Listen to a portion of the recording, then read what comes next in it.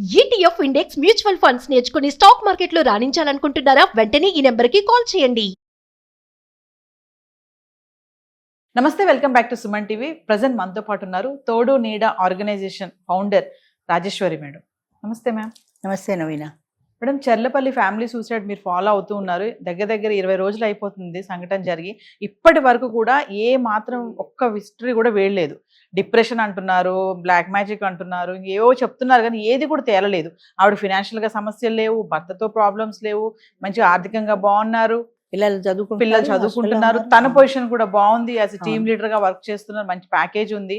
So మరి ఎందుకు పిల్లల్ని తీసుకెళ్లి అంత బలవన్మరణానికి పాల్పడింది? అంటే తను చనిపోవచ్చు కదా, సమస్య ఏదన్నా ఉంటే.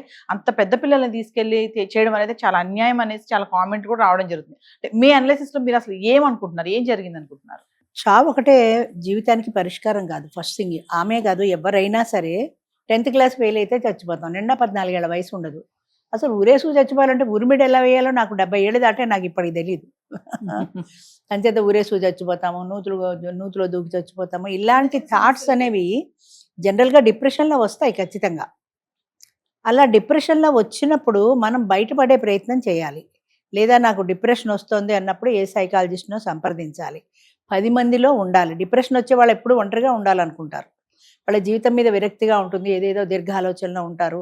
అలాంటివి గమనించడానికి ఇంట్లో ఎవరు లేరు అనుకుంటా. పిల్లలు ఎక్కడో హాస్టల్లో ఉన్నారు, వాళ్ళ అమ్మగారు ఒక్కరే ఉంటారు, అంచేత ఇంట్లో ఎవరు గమనించే వాళ్ళు ఉండకపోవచ్చు. కానీ వీళ్ళు బయటపడే ప్రయత్నం చేయాలి కదా. చావు ఒకటే పరిష్కారం కాదు. ఇప్పుడు ఎవరు చెప్పినా సరే, ఇప్పుడు 10th క్లాస్ వాడు చచ్చిపోయాడు అనుకో, పరీక్ష ఫెయిల్ అయ్యాని, నువ్వు జీవితంలో గెలవలేవు కదా. నువ్వు బతికుంటే ఇంకోసారో కట్టుకొని పాస్ అయ్యి ఆ ఓడిపోయిన దాని నుంచి నువ్వు బయటికి రాగలుగుతావు. అట్లా కాకుండా దాంతో జీవితం అంతం చేసుకుంటే మళ్ళీ మనకి ఇంకొక ఛాన్సే లేదు కదా. తర్వాత ఎంతో ఉత్కృష్టమైంది మానవ జన్మ అంటే. అసలు మనిషిగా పుట్టడమే గొప్ప అదృష్టం. ఇంకోటి ఏంటంటే, ఇప్పుడు రైల్వే ప్లాట్ఫామ్ మీద కానీ, మన సిగ్నల్స్ దగ్గర కానీ చాలామంది బెగ్గర్స్ని చూస్తుంటాము. కాళ్ళు లేక, చేతులు లేక, కళ్ళు లేక, పాక్కుంటూ డేక్కుంటూ వాళ్ళు ఎలా బతుకుతున్నారు? వాళ్ళకి సమస్య కదా, వాళ్ళకి జీవితమే ఒక సమస్య కదా. అలాంటి వాళ్ళే బ్రతుకుతున్నప్పుడు ప్యాకేజీ బాగుండి, భర్త బాగుండి, 2 పిల్లలుండి, కారు స్టేటస్ ఉండి, ఇన్ని ఉండి నువ్వెందుకు బతకలేకపోతున్నావు? వాళ్ళని చూస్తే అనిపిస్తుంది, ఒక పాట నేర్చుకోవచ్చు వాళ్ళని చూసని. వాళ్ళ జీవితం మీద ఏంటి అసలు ఆశ? వాళ్ళు ఏం చేద్దామని బతుకుతున్నారంటే, ఏం చేద్దామని కాదు, కనీసం జీవితాన్ని వెళ్ళదీయాలని బతుకుతున్నారు. వాళ్ళు కూడా ఏ రైలు కింద పడిపోవచ్చు. ఎందుకు పట్టాలో వాళ్ళు? అడుక్కుంటూ అయినా ఎందుకు బతుకుతున్నారు? అంచేత అలాంటి వాళ్ళని చూసినప్పుడైనా మనం ధైర్యం తెచ్చుకోవాలి కదా. అలా కాకుండా చచ్చిపోతే జీవితానికి పరిష్కారం కాదమ్మా. ఈమె కాదు, ఎవరైనా సరే చావు జీవితానికి అసలు పరిష్కారం కానే కాదు. భగవంతుడు మనని పుట్టించినప్పుడు ఏదో ఒక ఉద్దేశంతో పుట్టించుంటాడు. ఆ ఉద్దేశాన్ని మనం నెరవేర్చుకోవాలి. లేదా మన మైండ్ ఏదైనా మానసికంగా బలహీనత ఉంటే దాని నుంచి బయటపడాలి, డైవర్ట్ చేసుకోవాలి. మనసు స్ట్రాంగ్గా ఉండాలి. వీళ్ళకి ఏంటంటే మనసు స్ట్రాంగ్గా ఉండదు. మనుషులు స్ట్రాంగ్గా కనబడతారు కానీ మనసు స్ట్రాంగ్గా ఉండదు. మనసు స్ట్రాంగ్గా ఉంటేనే ఫేస్ చేసుకోగలం.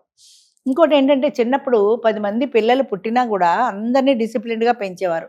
కష్టాలు సుఖాలు అన్నీ పంచుకునేవారు. పిల్లలు కూడా కష్టం అంటే ఏంటో తెలిసి ఆ కష్టాన్ని ఎలా మనం ఫేస్ చేయాలి అనేటువంటి ఒక దృఢ సంకల్పంతో పెరిగి పెద్దవాళ్ళు అయ్యేవాళ్ళు. ఇప్పుడు ఏంటంటే, విజయారెడ్డి కాదు, ఇన్ జనరల్ చెప్తున్నాను నేను, ఒకళ్ళు లేదా 2 పిల్లలు.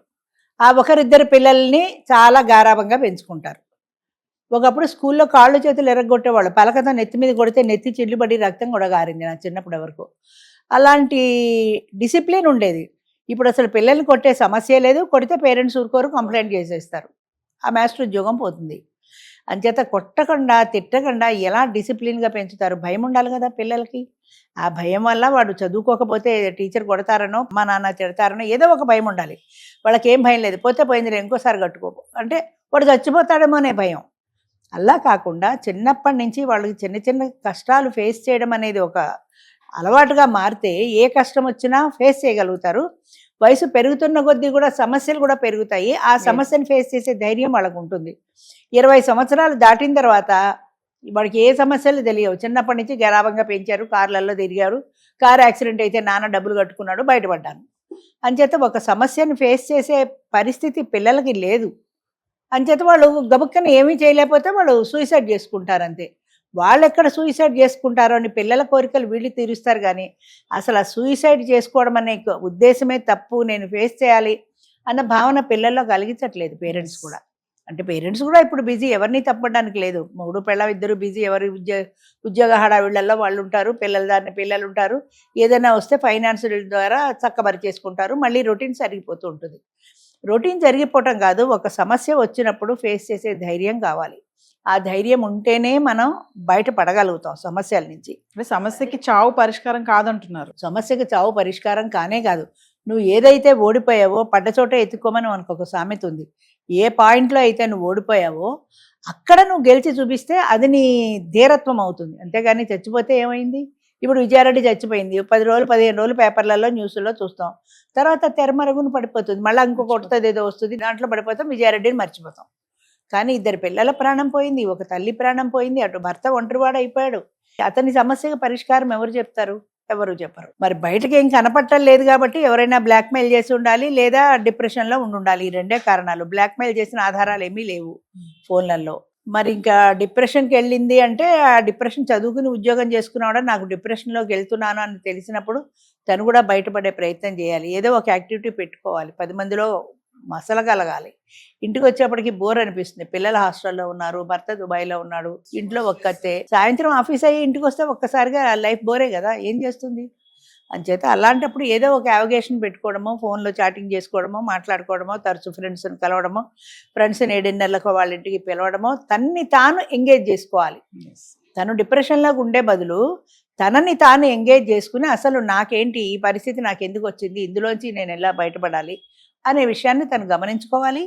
ఇలా గమనించుకొని తను తాను బయటపడేసే ప్రయత్నం తన వైపు నుంచే రావాలి. వాళ్ళ అమ్మ పెద్ద ఆవిడ ఎక్కడో ఉంది చూసుకోలే, భర్త దుబాయ్లో ఉన్నాడు, పిల్లలు హాస్టల్లో ఉన్నారు, ఆమె గురించి పట్టించుకునే వాళ్ళే లేరు కదా. అంటే మేడం, కొంతమంది ఆడవాళ్ళు, అందరు కాదు, ఇలాంటి మనస్తత్వం కలిగిన వాళ్ళు చాలా మందే ఉన్నారు, బయటకు కనిపించరు. కానీ మరి అంటే ఇలాంటి సంఘటనలు జరిగినప్పుడు సొసైటీలో ఉన్నటువంటి వాళ్ళు కానీ సమాజం కానీ ఏం నేర్చుకుంటుందంటారు? ఏం నేర్చుకోవాలి అంటే? సమాజం నేర్చుకోవడం అంటే అమ్మ దీని గురించి పాజిటివ్ గాను ఆలోచించవచ్చు, నెగిటివ్ గాను ఆలోచించవచ్చు. పాజిటివ్ గా ఆలోచించారనుకో, బతకలేకపోతే ఏం చేస్తుంది, చచ్చిపోయింది అంటే, మనం ఏదైనా ఫేస్ చేయలేకపోతే చావే పరిష్కారం అన్న థాట్కి వచ్చేస్తారు. నెగిటివ్. అలా కాకుండా ఆమె ఇలా చేసింది, ఇలా చేయకూడదు అని ఇది ఒక పాఠంగా నేర్చుకుంటే జీవితంలో నేను చావకూడదు, కాళ్ళు చేతులు లేని వాళ్ళ బతుకుతుంటే అడుక్కు తిని నా బతుకేంటి, నాకు అన్నీ బాగానే ఉన్నాయి కదా, ఏదో ఒక చిన్న దాంతో నేను ఎందుకు ఇంత పిరికి దానిలో అవ్వాలి అని వాళ్ళు పాఠం నేర్చుకుంటే ధైర్యంగా ఎదిరించగలుగుతారు. మనిషికి కావాల్సింది ఆత్మవిశ్వాసం, ధైర్యం, ఈ 2 ఉండాలి. ఆవిడకు ఉన్నాయో లేదో మనకి తెలియదు, కానీ అలాంటి పరిస్థితి వచ్చినప్పుడు ధైర్యంగా ఎదుర్కొనే ఆత్మవిశ్వాసం ఉండాలి. ఒంటరిగా పోరాడే శక్తి ఉండాలి. భర్త ఎక్కడో దుబాయ్లో ఉన్నాడు, ఆయన ఫేస్ చేయలేకపోవచ్చు, లేదా ఆమెకి ఏదైనా ఎవరైనా ఎమోషనల్ బ్లాక్మెయిలింగ్ ఏదైనా చేస్తున్నా అనుకో, ధైర్యంగా భర్తకి చెప్పుకోవాలి. ఒకవేళ భర్తకి భార్యకి మధ్య విడాకులు ఏదైనా సమస్యలు వచ్చాయనుకో, కోర్టుకు వెళ్ళి విడాకులు తీసుకుని నీ బతుకు నువ్వు బతకచ్చు కదా. 40+ ఉంది, చిన్న పిల్లేం కాదు కదా. ఈ పిల్లల్ని నీ దగ్గర తెచ్చేసుకో. లేదు, పిల్లలు హాస్టల్లో ఉంటున్నారు, వాళ్ళని వచ్చి ఇంట్లో పెట్టుకుంటే నీ కాలక్షేపం ఉంటుంది కదా పిల్లలతో. హాస్టల్ నుంచి ఇంటికి తెచ్చేసుకున్న పరిష్కారమే కదా. పరిష్కారాలు 100 ఉంటాయమ్మా, చావు ఒకటే పరిష్కారం కాదు. ఈ 101 పరిష్కారానికి ఆవిడ చూపించింది, కానీ మిగతా 100లోనూ ఆవిడ చూసుకోలేదు. ఆ ఉద్యోగం వదిలి మానేసి ఇక్కడ ఏదైనా చూసుకోమని చెప్పచ్చు భర్తకి, లేదా పిల్లల్ని తెచ్చుకుని తన ఇంట్లో పెట్టుకోవచ్చు, ఏదో ఒకటి పరిష్కారం. లేదా తను ఫ్రెండ్ సర్కిల్ పెంచుకోవచ్చు, లేదా ఈవినింగ్ ఏ క్లబ్కి వెళ్ళడమో 10 మందితో కలిసి ఉండడమో చేయొచ్చు. ఇలా కాకుండా ఉద్యోగం చేస్తున్నాను కాబట్టి ఇంటికి వచ్చాక నాకు బోర్ కొడుతుంది, ఎవరూ లేరు అనుకుంటే అది పరిష్కారం కాదు కదా.